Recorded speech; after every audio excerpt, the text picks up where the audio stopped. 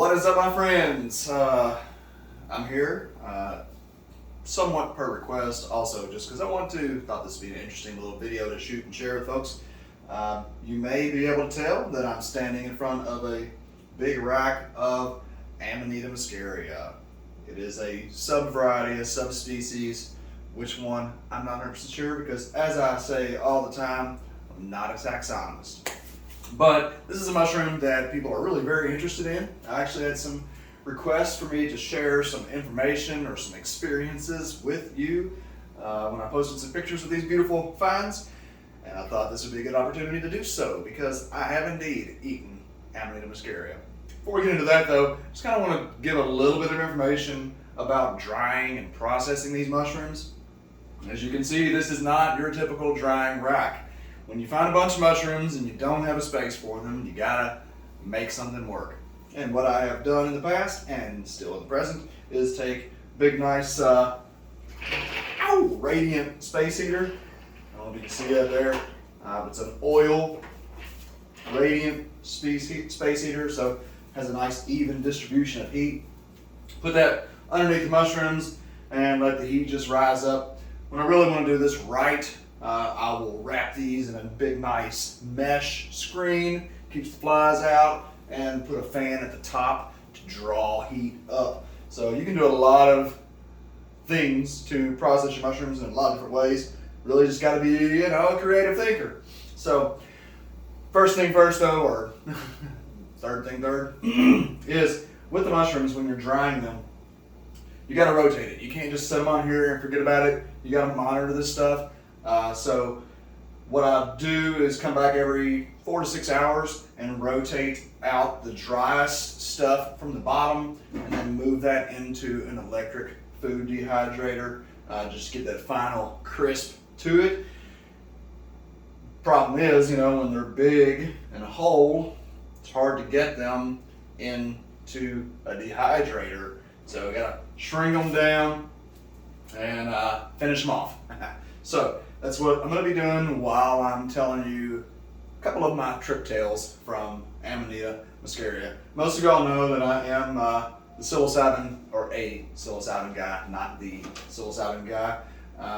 That has always been my psychedelic of choice, and it still is. But occasionally, I do like to imbibe in other plant medicines.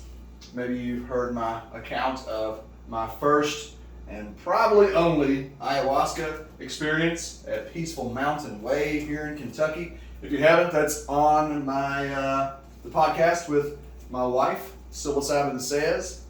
You can find it on iTunes and all that good stuff. But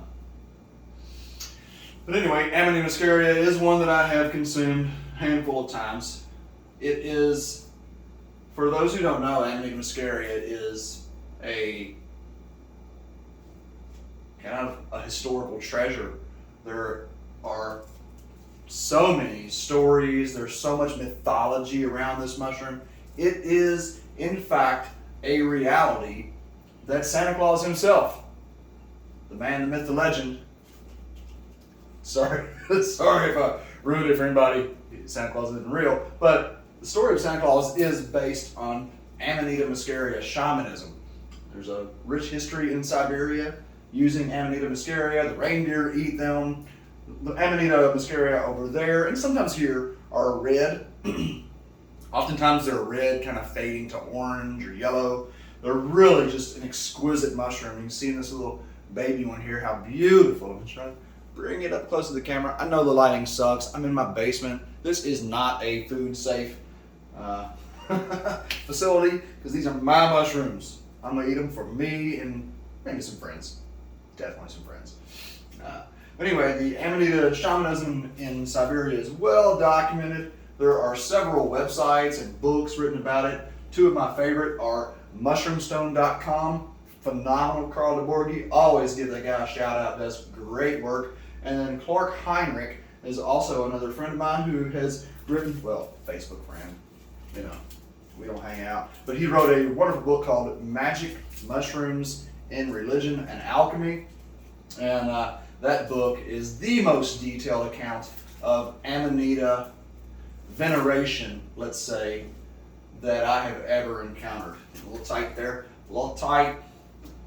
So when they're this dry, you can actually, I want to do a little something different here, it's a good thing to show you.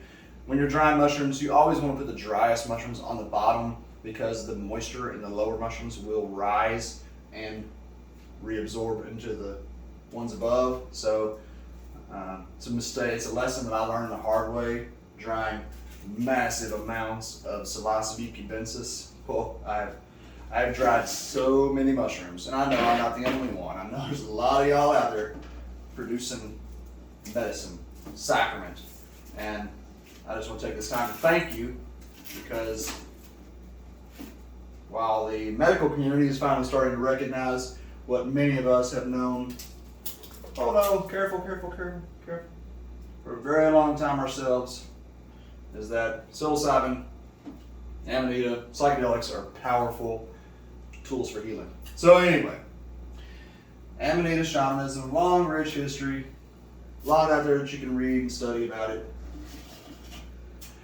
But there's nothing like first-hand experience. So my first experience with Amanita muscaria, I was actually on psilocybin mushrooms. No, hold on. I'm sorry. My first find of Amanita muscaria mushrooms, I was on psilocybin mushrooms in a place called Red River Gorge here in Kentucky. It's a beautiful place. It's kind of like the Grand Canyon of the Midwest. Sorry, my fridge. I know the lighting, the fluorescence, the sound, the quality, I don't know, but I think this is valuable enough information that some people will watch it despite all of that. So anyway, find some Amanita muscaria while on psilocybin. I was about maybe 23, 24 years old. Fucking ecstatic. It was a hell of a psilocybin trip. Whew. It was a very mushroomy psilocybin trip. That whole weekend we found my first maitake, just a whole slew of different mushrooms in the gorge. It's an amazing state park. So, found the mushrooms, preserved them to bring back to the house. I was going to do them myself without anybody there. I had been waiting a very long time to experience Amanita after reading all of the history. And so I had two mushrooms that were about yay big, right? And so, despite all of my historical readings, I didn't read much about, actually consuming these mushrooms. And that was a mistake. So I had mushrooms. I knew pretty much what they were, but I was still pretty young in my mushroom hunting. So, one of the best practices that you follow in wild mushroom hunting is that if you eat a mushroom that you are consuming for the first time and there's any question about it, then you should save a sample in case you have to go to the hospital. So I did. I ate wherever that one mushroom went. I ate one whole mushroom, stem and all, and then I ate a quarter of the cap of the other one. So, like 1 1/4 mushrooms, fresh. First mistake. Never, ever eat Amanita muscaria fresh. Amanita muscaria is a toxic mushroom. It can kill you. It's estimated about a 28-gram dose, which is a lot, but it takes a lot of mushrooms, a lot of Amanita to kind of really get anywhere. But it's around a 28-gram dose is potentially lethal for most people. So don't fuck around. Go really slow with Amanita muscaria and never eat it fresh, because the fresh mushrooms have both ibotenic acid, which is toxic, deadly so, and muscimol, which is good for your brain. Okay, there's been some research around muscimol, very little, but there has been some research around muscimol and its ability to improve decision-making skills in elderly primates. Muscimol is an analog for GABA, it's that. it fits into the GABA receptors. I don't know if it's like gabanoids or whatever, but it fits into the GABA receptors. So it's really actually very good for your brain. But that's not all that's in the mushroom. The absinthic acid can convert to muscimol, but it has to go through a processing first. Drying it does to some degree. Doesn't completely convert all of the absinthic acid to muscimol, but it does do some. So drying it is really kind of like the lowest level of safe consumption.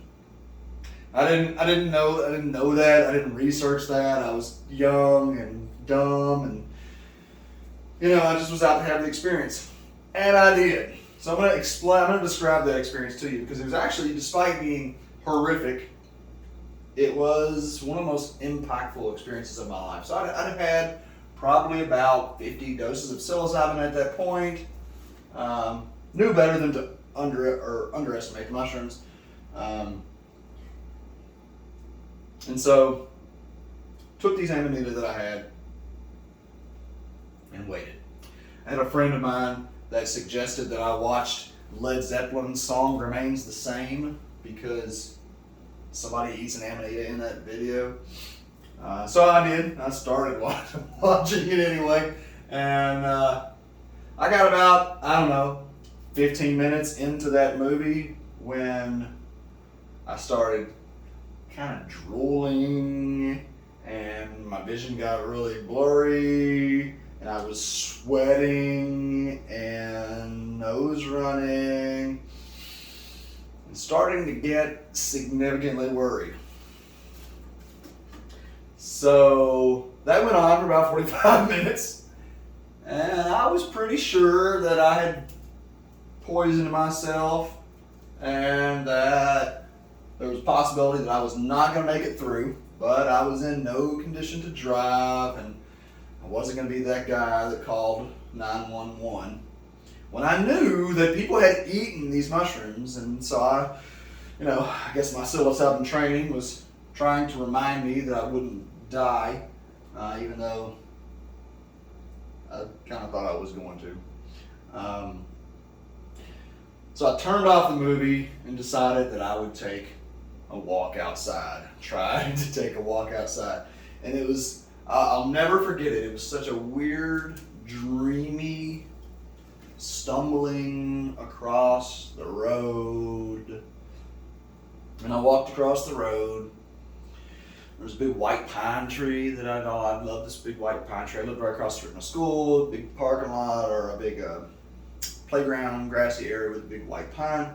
And I walked across the street, and I got under this white pine and was just kind of not all with it, obviously. And I looked down, there were some slippery jack mushrooms. Suilius is the genus. And they're edible, but they're nothing to speak of. And I kind of was looking at those mushrooms, and as I'm looking at the mushrooms, my consciousness sucked out of my body and went to the top of the pine tree and swayed there, watching the mushrooms. And when I realized what was happening, I panicked and slammed back into my body with a physical jolt. Still blurry, still scared, still sweating, still drooling. And then I decided to go to bed. And if I died there, then I died there. I didn't die there. I fell asleep in some weird dreamy state, woke up and decided I would probably never eat Amanita muscaria again. And those of you who love mushrooms know that an experience like that, while rattling, is usually not enough to really scare you away, because we know that historically for thousands of years people have consumed these mushrooms, and that despite having this near-death experience, this out-of-body experience, I learned something about myself. I learned something about reality that I wanted to explore further.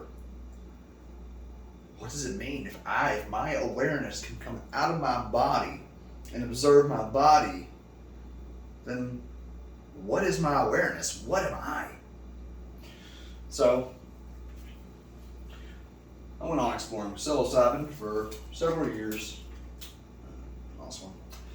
And eventually came across this really interesting individual whose name will remain unsaid, that was a medical doctor in Indiana. That's gross. And he contacted me when I had my magnificent mushroom farm in Indiana before I was arrested, and he let me know that he had been working on a formula that would convert all of the abitanic acid to muscimol, and that he had found a way to make Amanita muscaria 100% safe, and that he actually believed, and I think that he was really onto something, that he had, whoa, don't lose that one, whoa, that he had rediscovered Soma. Now, some of you surely know about the story of Soma, this Hindu Vedic hallucinogen that allowed people to experience immortality and talk with the gods, and a lot of amazing. There's a whole chapter of the Rig Veda is dedicated to Soma. It's the highest sacrament. It's a god in and of itself, and there has never been any really conclusive evidence as to what Soma was, because it was all described in metaphor. Gordon Wasson and some other ethnomycologists maintain that Soma is Amanita muscaria, and I don't know.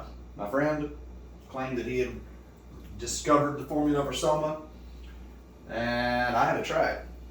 And let me tell you, when I did, he created basically a wine out of Amanita muscaria, and not so simple as making like an alcoholic beverage, but he created a drink out of Amanita muscaria that one shot, one ounce of this liquid would absolutely send you into a different world. And it was it's a very powerful but subtle experience, if that makes any sense. Definite change in perception and existence, but at the same time, almost like a dream. The visuals were much more, I want to say mechanical, not quite like LSD, not quite like psilocybin, more hard-edged. LSD visuals for me tend to have a very kind of mechanical way about them, but they're fluid as well. Psilocybin for me is just completely kaleidoscopic fluid movement. But Amanita muscaria was, and has been since then, my experience, was more of a rigid lined kind of working of the geometry. I don't know. The most amazing thing about that wine that he created, that drink, the Soma, was that when you used it with psilocybin, it eliminated all anxiety. So one of the things that Amanita muscaria does is it reduces activity in the amygdala. That's why it is supposed and believed that the Vikings consumed Amanita muscaria before they would go into their berserkers. There are some really cool swords of the Vikings that have been found that the handles are stems and caps of Amanita muscaria. If you go to, again, Carl DeBorge's site, mushroomstone.com, you'll find images of those and kind of some history about it. This guy's a fascinating art historian that's done some amazing work around Amanita and psilocybin in religious art and history. Can't recommend his work enough. So if you go there, you'll find out some really cool stuff there. Anyway, that's what they did. The berserkers would eat Amanita muscaria and then use that before they went into battle to eliminate fear. And when you do that with psilocybin, it just eliminates any of that trip onset anxiety, which is a very, very valuable tool. And it is something that I still occasionally use Amanita muscaria for today. That was a tincture, very strong, not something that I have access to. When I was arrested for psilocybin, they found 100 doses of this tincture in my freezer, and they confiscated them all because they believed it was some illegal narcotic, or they had to test, and I lost all of that. It was absolutely heartbreaking, but such is the case. And then there is another tincture, someone else that I've encountered. So I'm not a chemist. I'm just drying these. I'll probably send some to a friend of mine, another friend who makes a different type of tincture. The friend of mine that was creating the very powerful Soma-like wine is no longer doing so. He's got a lot of different fish to fry, and it takes a long time. It's a very involved process, and it's just not where his head's at right now. But I have another friend that I'm not going to say his name, even though he does pretty publicly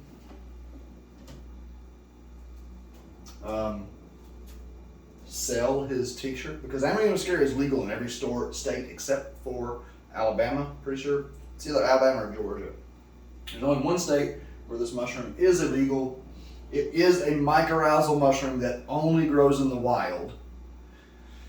So again, we have our ever wise laws that are outlawing wild plants. But anyway, this next friend of mine, he creates a tincture that's a little more mild, but still very effective, and it creates kind of just a sense of ease, just a calm ease that is really quite wonderful. Now, one of the things to point out about Amanita muscaria is that this mushroom, muscimol, actually has a reverse tolerance. So the more you take it, the more regularly you take it, the more you'll be affected, which is inverse with a lot of other psychedelics. Sorry, just kind of thinking about what I'm doing here. So this buddy of mine creates a really cool tincture, low dose, very effective at kind of mood lifting, mood enhancement, relaxation. It is also very good when used in tandem with psilocybin.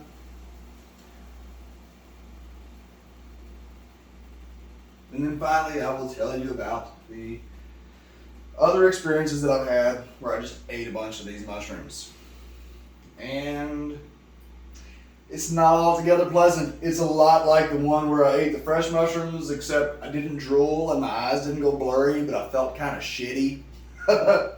And then ended up having kind of like a dreamy couple of hours.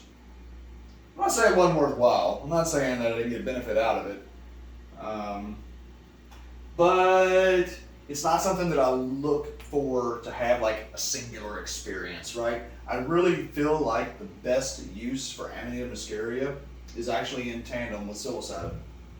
Just eat a little bit, just like 5 grams is a little bit for Amanita muscaria, and allow it to, like I said, just kind of reduce that anxiety, create that kind of relax. I think that Amanita muscaria is actually probably a great candidate for microdosing. There's not been any research or conversation around that as far as I know. But that's kind of what I use it for. I'll stick these beauties in the freezer, and then just, once every couple of weeks, I'll have a day or 2 or 5 where I'll just, take a nibble, eat a cap, and feel a little bit, just a little light and relaxed. But nothing, no out-of-body experiences, no salivation, no fish eyes, no any of that crazy stuff. So that's it. I know it's probably kind of like, I don't know, not all that exciting for a lot of people. A lot of people see this big, beautiful, stately mushroom and get all excited like they're gonna have some crazy trip. And when I saw the single yard that all these mushrooms came out of, I was fucking stoked. Don't get me wrong. I was almost slammed on the brakes. I was taking a buddy to the hospital for a little minor surgery, and super excited because I'm gonna drown and I'm gonna share them. And that tincture that hopefully my friend is gonna make and share with me is gonna be wonderful. And also, we make Christmas tree ornaments out of them. I mean, why not, right? Just to kind of touch back on that, full circle. Amanita muscaria, like I said, is a mycorrhizal mushroom. It grows around pine and spruce trees in Siberia, where they're traditionally used by the Amanita shamans who dress like the mushrooms, red and white. Not yellow, this is the variety that grows here in Kentucky. These mushrooms fruit in a circle, oftentimes around a pine or spruce tree, aka a Christmas tree. In Siberia, they tend to fruit during the winter solstice. Here they fruit in, well, it's October now. I'll see them coming up from August through October here in Kentucky. And they grow around, these were around a big spruce tree, big circle. And so you can imagine kind of like gifts around a tree, this mushroom, red, orange, yellow. And the story is that when the shaman go through and collect the mushrooms, like all good mushroom hunters, and it drives me fucking crazy. You psilocybin pickers that I see grabbing all your mushrooms and throwing them in a bucket or whatever with the dirt still on them, and then going and taking them, either drying them with the dirt on them or cleaning them and then clean your fucking mushrooms off when you pick them. Because if you don't, you get dirt all over them, up in the gills and shit. I cleaned these up quite a bit, but even despite cleaning these in the field, like I did, like you're supposed to do, they still brought home some dirt. So if you don't do that, then the gills just get all nasty. And if I don't care how if you're black market, if you're above market, whatever, like you want people to have the best product possible. So clean your mushrooms in the field, in the tub, before you put them in the basket, before you put them in the container and take them wherever. And so the shamans, they knew to do that. They cleaned the mushrooms in the field. One thing that they did, because they were picking out lots. I mean, this was one tree worth. So you can imagine you go through a big pine or spruce thicket, you can have 10, 15, 20 times this amount.